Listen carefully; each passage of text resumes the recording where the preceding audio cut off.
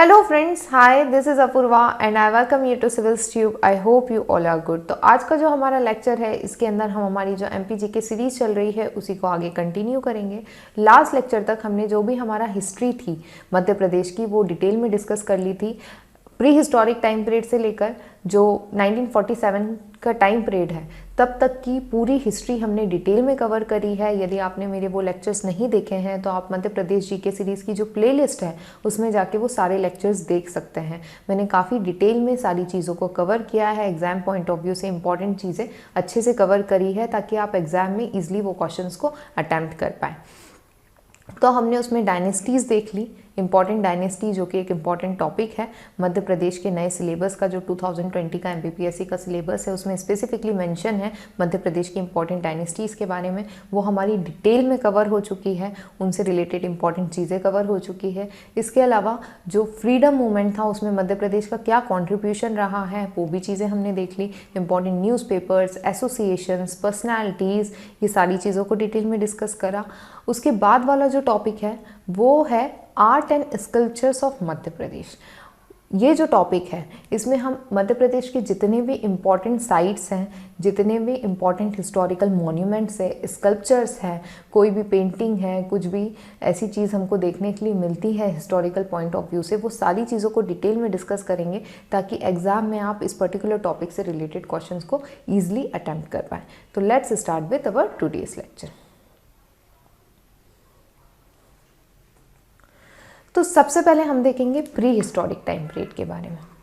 Pre historic जो time period है उसमें हम देखेंगे कि मध्य प्रदेश में क्या आर्ट वर्क हमको देखने के लिए मिलता है। हम प्री हिस्टोरिक टाइम की बात करते हैं तो उस समय कोई पेंसिल या कोई बहुत ऐसे आर्ट फॉर्म्स नहीं थे, या कोई काफ़ी बड़े बड़े महल या कुछ इस तरीके के मॉन्यूमेंट्स नहीं बनाए जाते थे।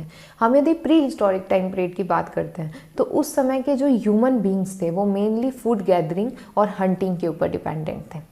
ओके, तो हम उस समय में क्या देखते हैं कि उनके पास रहने के लिए घर नहीं होते थे। वो मेनली कहाँ रहते थे, तो वो केव्स में रहते थे, गुफाओं में रहते थे, रॉक जो स्ट्रक्चर्स होते हैं उसके अंदर रहते थे, जहाँ पे उनका सर्वाइवल ईजी हो जाता था। तो ये जो प्री हिस्टोरिक टाइम पीरियड है, हमको इस समय के जो भी आर्ट फॉर्म देखने के लिए मिलता है वो हमको रॉक की बनी हुई जो केव्स हैं, जो स्ट्रक्चर्स हैं, उसके अंदर देखने के लिए मिलता है। ठीक है, तो रॉक आर्ट, इस समय हम क्या देखते हैं, रॉक आर्ट देखते हैं जिसमें हमको पेंटिंग्स देखने के लिए मिलती हैं और जो पत्थर होते हैं, जो रॉक्स होते हैं, उस पर कार्विंग्स देखने के लिए मिलती हैं on the natural rock formation. ये अर्लीस्ट फॉर्म माना जाता है क्रिएटिव एक्सप्रेशन का। और जो प्री हिस्टोरिक सोसाइटी है उसका ये एक यूनिवर्सल फेनोमेना है। आप ऑस्ट्रेलिया जाएं, आप अफ्रीका जाएं, यदि आप प्री हिस्टोरिक सोसाइटी की बात करते हैं तो उस समय का जो आपको स्ट्रक्चर्स या जो भी आपको उस समय का आर्ट और कल्चर के बारे में देखने के लिए मिलता है वो सिर्फ आपको रॉक आर्ट के थ्रू मिलता है। जो रॉक पेंटिंग्स है उसके थ्रू पता चलता है उस समय के लोगों के बारे में। जो रॉक आर्ट है, ये जो पेंटिंग्स हैं, ये जो हमको रॉक्स पे देखने के लिए मिलती है, ये हमारा प्राइमरी सोर्स ऑफ स्टडी है। क्योंकि उस समय कोई राइटिंग नहीं थी, उस समय के कोई ऐसा हमारे पास हिस्टोरिकल सोर्सेज नहीं है। तो उस समय के लोगों की लाइफ कैसी थी, वो कैसे रहते थे, वो क्या खाते थे, वो क्या पीते थे, वो सारी चीज़ों के बारे में हमको मेनली इन पेंटिंग से ही पता चलता है। तो ये जो रॉक आर्ट है ये बहुत इंपॉर्टेंट रोल प्ले करता है हमको प्री हिस्टोरिक लाइफ के बारे में जानने में। ओके, यदि हम रॉक आर्ट की बात करते हैं तो रॉक आर्ट को 3 कैटेगरीज में डिवाइड किया गया है। पहले है पेट्रोग्लाइफ्स। पेट्रोग्लाइफ्स का मतलब होता है रॉक, पत्थर के ऊपर कार्विंग करना, स्कल्पटिंग करना, इनग्रेविंग करना। जैसे कि कोई पत्थर है उसी के ऊपर डिज़ाइन बना के, कार्विंग करके यदि आप कोई स्ट्रक्चर बनाते हो, आप उसको कोई फीचर देते हो तो उसको हम बोलते हैं पेट्रोग्लाइफ्स। उसके बाद में होता है पिक्टोग्राफ्स। पिक्टोग्राफ्स में हमको मेनली क्या देखने मिलता है, पेंटिंग और ड्राइंग देखने मिलती है रॉक्स के ऊपर। जो पत्थर है उसके ऊपर आपको ब्रशेस के थ्रू और जो वेजिटेबल प्लांट्स, इन सब चीज़ों के थ्रू जो पेंट्स बनाए गए हैं उससे पेंटिंग करी हुई देखने के लिए मिलती है, उसको हम बोलते हैं पिक्टोग्राफ। ये आपको inside of the rock shelter भी देखने के लिए मिलती है। आगे हम डिटेल में देखेंगे जब हम भीमबेटका के बारे में पढ़ेंगे या अंबा देवी रॉक स्ट्रक्चर्स के बारे में पढ़ेंगे, तो वहाँ पे हम देखेंगे कि किस तरीके की पेंटिंग्स हमको देखने के लिए मिलती है। हमारे पास मध्य प्रदेश में मैक्सिमम जो स्ट्रक्चर्स या जो एविडेंसेस हैं वो पिक्टोग्राफ्स कैटेगरी के हैं। उसके बाद में होता है पेट्रोफॉर्म। पेट्रोफॉर्म का मतलब होता है कि जो स्टोन्स होते हैं, जो रॉक होते हैं, उनसे कोई डिज़ाइन बनाना, कोई पैटर्न बनाना, कोई स्कल्पचर्स बनाना। कैसे? उसको अलाइनमेंट देकर, जैसे कि रॉक्स हैं उसको साथ में एक साथ रख के उसका कुछ स्ट्रक्चर बना दिया, उसको हम क्या बोलते हैं? पेट्रोफॉर्म बोलते हैं। तो यहाँ पर हम मेनली स्टडी करेंगे पिक्टोग्राफ्स के बारे में, क्योंकि मैक्सिमम जो हमको मध्य प्रदेश में एविडेंसेस देखने के लिए मिलते हैं वो पिक्टोग्राफ्स कैटेगरी के देखने के लिए मिलते हैं। रिमेन ऑफ रॉक पेंटिंग्स हमको कहाँ देखने के लिए मिलती है? जो गुफाओं, जो केव्स हैं, रॉक केव्स हैं, उनकी जो वॉल्स हैं वहाँ पे हमको ये पेंटिंग्स देखने के लिए मिलती है। काफ़ी सारे मध्य प्रदेश के ऐसे डिस्ट्रिक्ट्स हैं जहाँ पे हमको ये पेंटिंग्स देखने के लिए मिलती हैं। ओके, यदि हम सेंट्रल इंडिया की बात करते हैं, हम मध्य प्रदेश की बात करते हैं, तो मध्य प्रदेश में दो इम्पॉर्टेंट रेंजेस हैं, सतपुड़ा रेंज और विंध्य रेंज। ठीक है, तो ये वाला जो रीजन है यहाँ पे काफ़ी डेंस फॉरेस्ट है।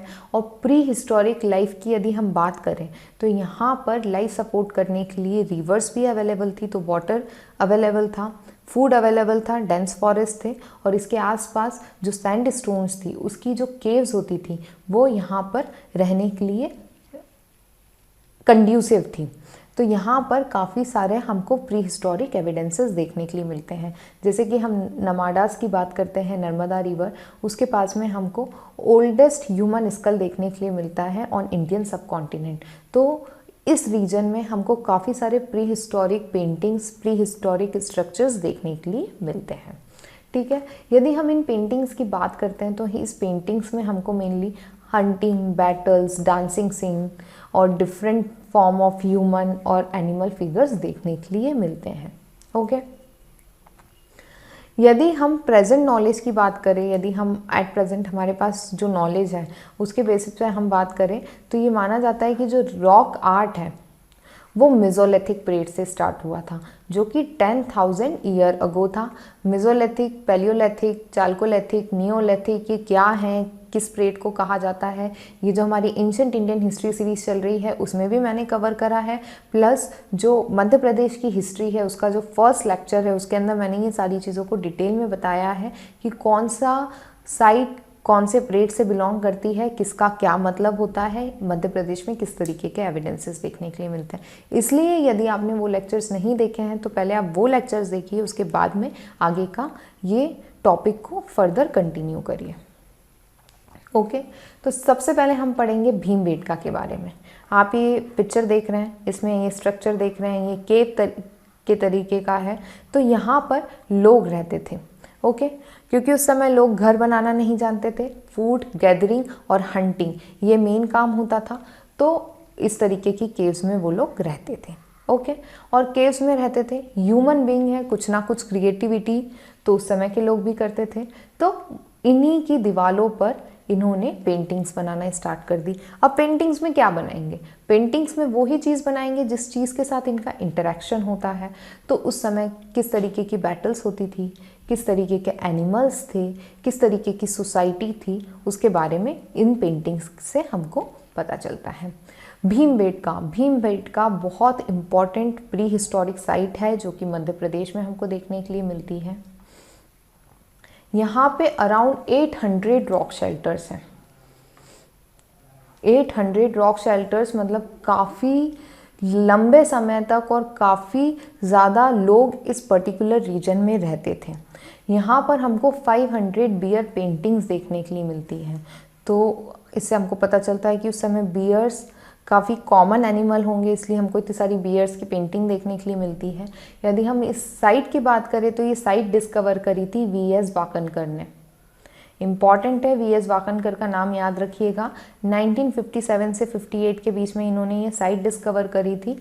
ये ट्रेन से कहीं जा रहे थे और बीच में इनने विंडो से ये पर्टिकुलर एरिया को देखा और इनको लगा कि यहाँ पर कुछ हो सकता है और एक्सीडेंटली ये साइट को इनने फाउंड किया, डिस्कवर किया।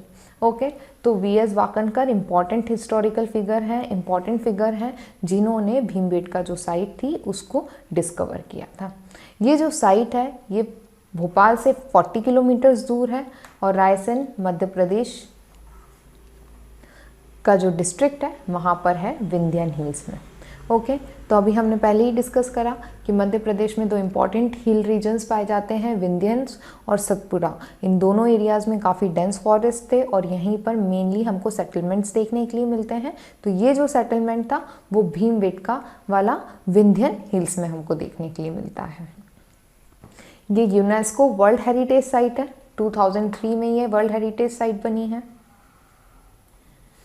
आर्कोलॉजिस्ट की यदि हम बात माने, आर्कोलॉजिस्ट का ये ओपिनियन है कि ये जो साइट है यहाँ पे जो ऑक्यूपेशन है, यहाँ पे जो लोगों का सेटलमेंट है वो 10,000 ईयर अगो से भी ज़्यादा पुराना है। उस समय से यहाँ पर लोग रहते आ रहे हैं और कंटिन्यूसली हमको प्री हिस्टोरिक टाइम से लेकर हिस्टोरिक पीरियड तक यहाँ पर ह्यूमन बीइंग के सेटलमेंट के एविडेंसेस देखने के लिए मिलते हैं। ओके, ये जो भीमबेटका रॉक शेल्टर है ये आर्कोलॉजिकल साइट है। पैलियोलिथिक एज से हमको यहाँ पे ह्यूमन ट्रेसेस देखने के लिए मिलते हैं और ये one of the most important site है इंडियन सब कॉन्टिनेंट की। साउथ एशियन स्टोन एज की जो बिगनिंग है उसकी स्टार्टिंग हम इसी साइट से मानते हैं। ओके, तो ये जो भीमबेटका जो साइट है ये काफ़ी इम्पॉर्टेंट साइट है। यहाँ पर हमने अभी पहले ही डिस्कस करा कि पैलियोलिथिक एज से लेकर हिस्टोरिक पीरियड तक के हमको यहाँ पे ह्यूमन बीइंग के सेटलमेंट के एविडेंसेस देखने के लिए मिलते हैं।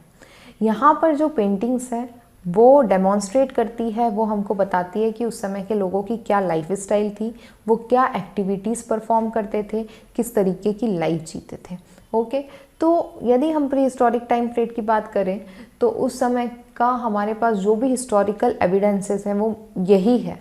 रॉक आर्ट, जो उनने पेंटिंग्स बनाई, जो भी उन्होंने उस समय स्ट्रक्चर्स बनाए, वो ही हमारे पास आर्कोलॉजिकल एविडेंसेस है और उसी के बेसिस पे हम उस समय के लोगों के बारे में कुछ कंक्लूजन निकालते हैं।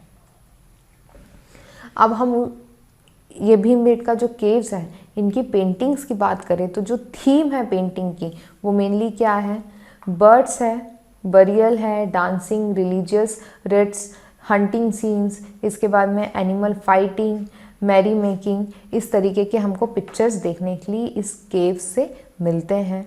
यदि हम एनिमल्स की बात करें तो dinosaurs, tiger, wild buffalo, bear, antelope, boars, lions, elephant, lizards etcetera, ये सारी चीज़ों को डिस्क्राइब किया गया है, तो जिससे हमको समझ में आता है कि ये सारे एनिमल्स उस समय भी थे। ओके, तो हमको काफ़ी कुछ उस समय के लोगों की लाइफ के बारे में पता चलता है। अब यदि हम कलर की बात करें, अब ये जो पेंटिंग्स हैं आपको रेड कलर में दिख रही है, यहाँ पर ये जो पेंटिंग है ये आपको वाइट कलर में दिख रही है, तो ये कलर्स कैसे लाते होंगे या कैसे बनाते होंगे, ये भी एक बट ऑब्वियस क्वेश्चन है जो हमारे माइंड में आता है। तो ये नेचुरल रेड और वाइट पिगमेंट यूज़ करते थे, ये कॉमन कलर्स होते थे जो उस समय के लोग यूज़ करते थे पेंटिंग्स बनाने के लिए। इसके अलावा ग्रीन और येलो कलर का भी यूज़ किया जाता था। अब ये कलर्स कैसे बनते थे, तो ये मैग्नीज का कॉम्बिनेशन होते थे, haematite, wooden coal, soft red sandstone, plant leaves और एनिमल फैट, इन सब चीज़ों को मिलाकर इस कलर को बनाया जाता था। अब आप ये समझिए कि कलर कितने स्ट्रॉन्ग होंगे और कितने अच्छी क्वालिटी के होंगे जो अभी भी प्रेजेंट है। मतलब ये जो पेंटिंग्स हैं ये 10,000 साल बाद भी हमको देखने के लिए मिल रही है वहाँ पे। मतलब कि ये कितने एडवर्स क्लाइमेटिक कंडीशन में भी सरवाइव कर पाई, तो ये कलर्स कितने अच्छे होंगे। ये जो कलर्स है इन्होंने थाउजेंड्स ऑफ ईयर्स को सरवाइव किया है, एडवर्स वेदर कंडीशन को भी इन कलर्स ने सरवाइव किया है और ये अभी भी इतने अच्छे से आप देख सकते हैं।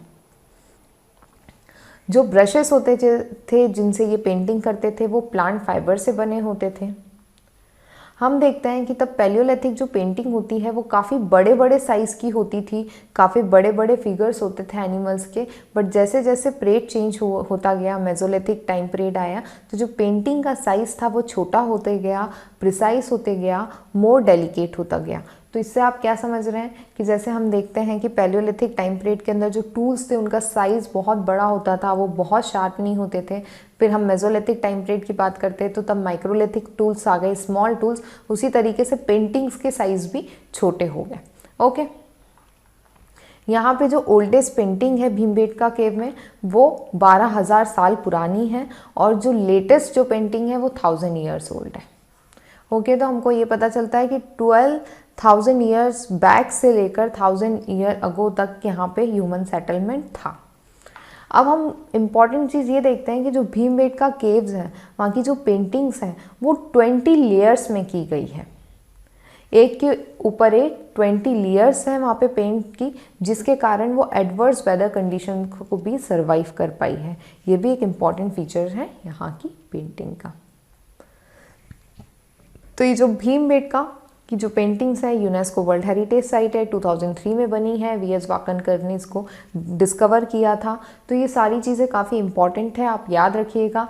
3 मार्कर बन सकता है भीमबेटका के बारे में। इसके अलावा जिस तरीके से एमपी का वेटेज बढ़ चुका है, ये भी क्वेश्चन आ जाता है हिस्टोरिकल या टूरिस्ट प्लेसेस के अंदर। जो 5 मार्कर जो न्यू पैटर्न होगा उसमें 5 मार्कर में जो क्वेश्चन आएगा उसमें भी पूछा जा सकता है कि जो वर्ल्ड हेरिटेज साइट्स है उसके बारे में मेंशन करिए या उसके बारे में बताइए, या प्री हिस्टोरिक पेंटिंग्स या प्री हिस्टोरिक कल्चर के बारे में पूछ सकते हैं कि मध्य प्रदेश में क्या ऐसे प्री हिस्टोरिक कल्चर के बारे में आपको देखने के लिए मिलता है। तो आपको भीमबेटका के बारे में डिटेल में पता होना चाहिए। इसके अलावा एग्जाम में एमसीक्यू फॉर्म में भी काफ़ी सारे क्वेश्चन भीमबेटका टॉपिक से बन सकते हैं। ओके, अब हम देखेंगे आदमगढ़ के बारे में।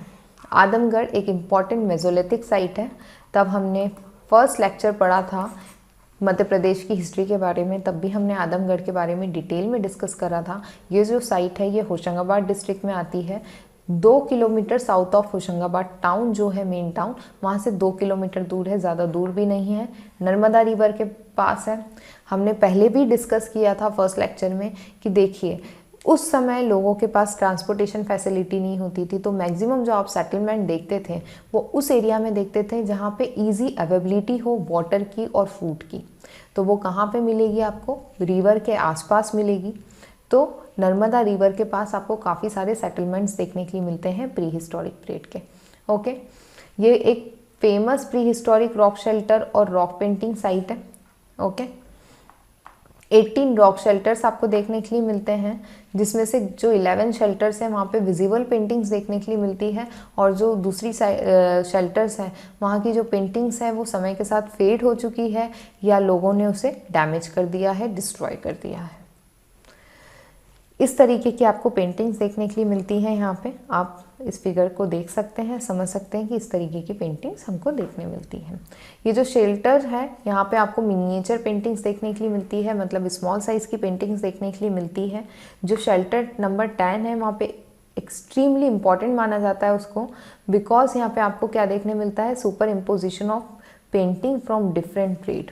आपको अलग अलग ट्रेड्स की पेंटिंग इस पर्टिकुलर शेल्टर में देखने के लिए मिलेगी। ओके, आदमगढ़ की जो पेंटिंग्स हैं वो सिंपल है, लेस आर्टिस्टिक है और बहुत ज़्यादा फिजिकल डिटेल्स उसके अंदर नहीं दी हुई है। ओके, ये जो फिगर है इसमें आप देख रहे हैं ये एंटीलोप हिरन बनाया गया है शायद इस फिगर के अंदर, बट बहुत ज़्यादा डिटेल्ड नहीं है कि बहुत अच्छे से फिगर को डिटेल्ड वे में बनाया हो।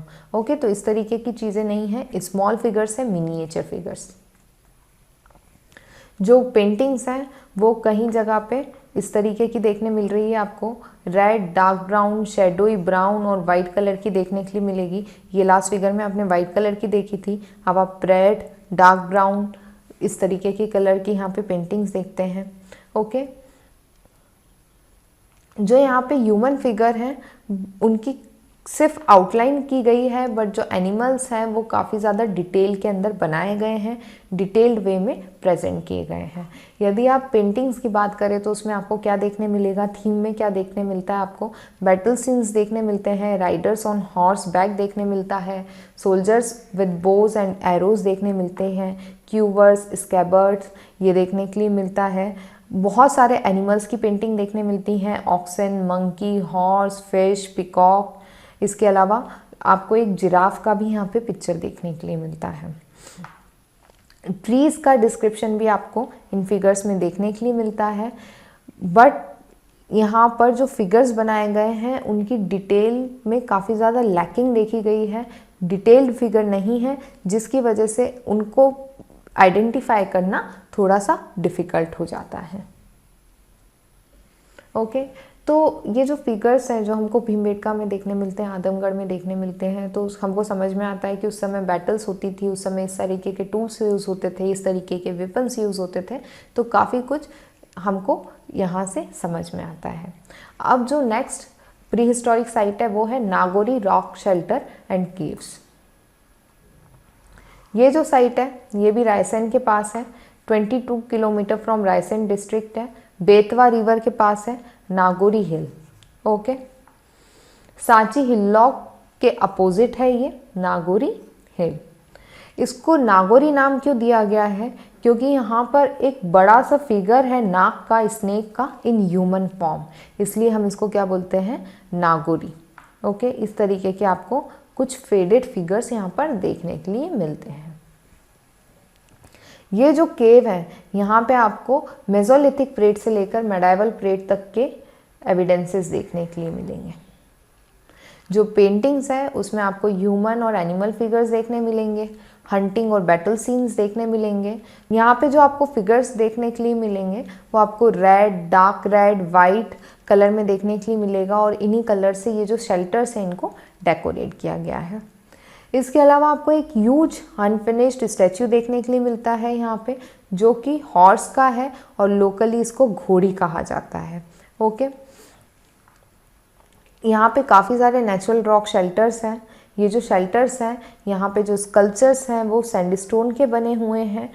जो कलर्स यूज़ करे गए हैं वो रेड कलर है, इसके अलावा वाइट पिगमेंट्स भी यूज़ किए गए हैं। जो फिगर्स है वो बहुत ज़्यादा प्रोमिनेंट नहीं हैं, बहुत ज़्यादा अच्छी क्वालिटी के नहीं हैं जिससे आप उनको बहुत अच्छे से आइडेंटिफाई कर पाओ, बट स्टिल ये इंपॉर्टेंट साइट है तो आप याद रखिएगा। नागोरी रॉक शेल्टर कहाँ है? ये रायसेन डिस्ट्रिक्ट से 22 किलोमीटर दूर है। अब हम देखेंगे अंबा देवी रॉक शेल्टर्स के बारे में। ये जो साइट है इसको एस्केवेट हुए या डिस्कवर किए ज़्यादा टाइम नहीं हुआ है, काफ़ी ज़्यादा पुरानी साइट नहीं है, काफ़ी ज़्यादा पहले डिस्कवर नहीं हुई है, रिसेंटली डिस्कवर हुई है। ये भी एक केव साइट है। अभी तक के सबसे oldest traces of human life हमको सेंट्रल प्रोविंस के अंदर यहीं से देखने के लिए मिलते हैं। ये जो साइट है ये सतपुड़ा रेंज में है। ओके, हमने पहले भी डिस्कस किया कि विंध्यन रेंज, सतपुड़ा रेंज में हमको मेन साइट्स देखने के लिए मिलती है। तो यहाँ पर ये जो अंबा देवी रॉक शेल्टर है ये हमको सतपुड़ा रेंज में देखने के लिए मिलती है। कहाँ पे आती है ये? Gauligarh hill of the Satpura range in Betul district. Betul district में आती है ऑफ द मध्य प्रदेश। ये जो साइट है इसको 2007 के अंदर डिस्कवर किया है डॉक्टर विजय इंगोल ने। इनका नाम याद रखिएगा। यहाँ पे अराउंड 100 रॉक शेल्टर्स हैं, जिसमें से जो 13 रॉक शेल्टर्स हैं वहाँ पे आपको हंड्रेड्स ऑफ पिक्टोग्राफ्स, पेट्रोग्लाइफ्स और स्टोन आर्टिफैक्ट्स देखने के लिए मिलते हैं। तो यहाँ पे रॉक से बने आपको स्कल्पचर्स, एनग्रेविंग्स देखने मिलती हैं, रॉक्स के ऊपर पेंटिंग्स देखने के लिए मिलती है इस पर्टिकुलर साइट के ऊपर। अंबा देवी रॉक शेल्टर याद रखिएगा कि ये बैतूल डिस्ट्रिक्ट के अंदर है। यहाँ पे जो सेटलमेंट है, ह्यूमन सेटलमेंट के एविडेंसेस आपको अपर पैलियोलिथिक, जो कि 25,000 से लेकर 15,000 BCE तक का टाइम पीरियड है, उसके बाद में नियोलिथिक, चालकोलिथिक और historic time period, iron age, तब तक के आपको एविडेंसेस देखने के लिए मिलते हैं। और आपको ये पता चलता है कि यहाँ पे कंटिन्यूस ह्यूमन सेटलमेंट रहा है for such a long period. ये जितना भी एंटायर पीरियड है 15,000 ईयर अगो से लेकर, उसके पहले से लेकर जो 600 BCE तक का टाइम पीरियड है, तब तक के आपको यहाँ पर ह्यूमन सेटलमेंट के एविडेंसेस देखने के लिए मिलते हैं। यहाँ की जो पेंटिंग है उसमें काफ़ी सारे एनिमल्स आपको देखने मिलेंगे, लाइक टोर्टाइस, फिश, बर्ड्स, इसके अलावा human, hand impression, geometric figures, hunting scenes, war scenes, abstract geometric figures, सारी चीज़ें देखने के लिए मिलेंगी। इसके बाद में हम देखते हैं कि जो पेंटिंग्स है उनकी जो कलर थीम थी यहाँ पे रेड कलर की देखने के लिए मिलते हैं। इसके अलावा जो पिगमेंट्स हैं वो काफ़ी जो पिगमेंट्स है जो यहाँ पे यूज़ किए गए हैं वो हेमेटाइट, रेड ब्लड, फैट और प्लांट से लिए गए हैं। इसके अलावा कई जगहों पे हमको ग्रीन, वाइट, ब्लैक और येलो पिगमेंट्स भी देखने के लिए मिलते हैं। तो यदि हम प्री हिस्टोरिक टाइम पीरियड की बात करें तो मेनली जो हमको पिगमेंट्स और कलर्स थीम्स देखने के लिए मिलती है वो वाइट, रेड, डार्क ब्राउन, इस तरीके के कलर्स में देखने मिलेगी। कम ही ऐसे चांसेस हैं कि आपको ग्रीन कलर या दूसरे कोई कलर जैसे येलो, ये कलर्स हो गए, इस कलर में आपको काफ़ी कम पेंटिंग्स देखने के लिए मिलेंगी। अब हम देखेंगे पहाड़गढ़ केव्स के बारे में। ये जो पहाड़गढ़ केव्स हैं, ये पहाड़गढ़ नाम का एक विलेज है ग्वालियर के पास में, उसके पास देखने के लिए मिलती है ये केव्स। ये केव्स काफ़ी इम्पॉर्टेंट है, प्री हिस्टोरिक केव्स मानी जाती हैं ये। इनको लोकल लैंग्वेज में लिक्की छाछ कहा जाता है। ओके, इम्पॉर्टेंट है कि लिक्की छाछ पहाड़गढ़ की जो केव्स हैं प्री हिस्टोरिक साइट्स की, उसे कहा जाता है। यहाँ पे आपको कुछ इस तरीके के फिगर्स और कुछ इस तरीके की पेंटिंग्स देखने के लिए मिलती हैं। आप यदि यहाँ की पेंटिंग्स की बात करें तो ये थोड़ी दूसरी जगहों से अलग हो जाती है, क्योंकि यहाँ पे आपको सन का सिंबल देखने के लिए मिलेगा, कंसेंट्रिक सर्कल देखने मिलेगा, मेज लाइक डिज़ाइन, स्वास्तिक्स, ये सारी चीज़ें देखने मिलेगी। तो यहाँ पे आपको ज्योमेट्रिक फिगर्स देखने के लिए मिलते हैं जो कि अलग हैं दूसरी प्री हिस्टोरिक पेंटिंग से। इसके अलावा यहाँ पे जो कलर्स यूज़ किए गए हैं वो रेड और वाइट ऑक्रे यूज़ किया गया है, और इसमें जो रेड ऑक्रे है वो प्रीडोमिनेंटली यूज़ किया गया है। ओके, इसके बाद में यदि हम बात करें, ये जो पिगमेंट्स हैं उसको बनाया जाता है बाय ग्राइंडिंग द ऑक्रे।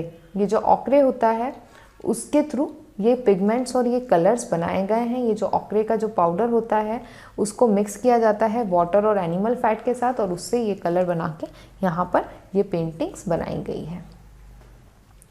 ये जो पेंट्स हैं ये डायरेक्टली अप्लाई किए जाते हैं वॉल के ऊपर विथआउट एनी ब्रश। ओके, ये जो पेंट्स हैं उनको डायरेक्टली अप्लाई किया गया है वॉल्स पे फिंगर टिप्स की मदद से। कहीं जगह पे आपको ब्रश की मदद से भी ये अप्लाई करते हुए देखने मिलेंगे, और ये जो ब्रश है वो ट्विक्स का बना होता है।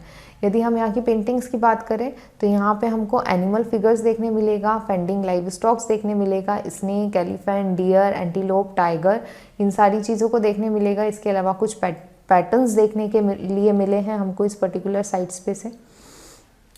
ओके, तो प्री हिस्टोरिक जितनी भी इम्पॉर्टेंट साइट्स थी वो हमने डिटेल में डिस्कस कर ली।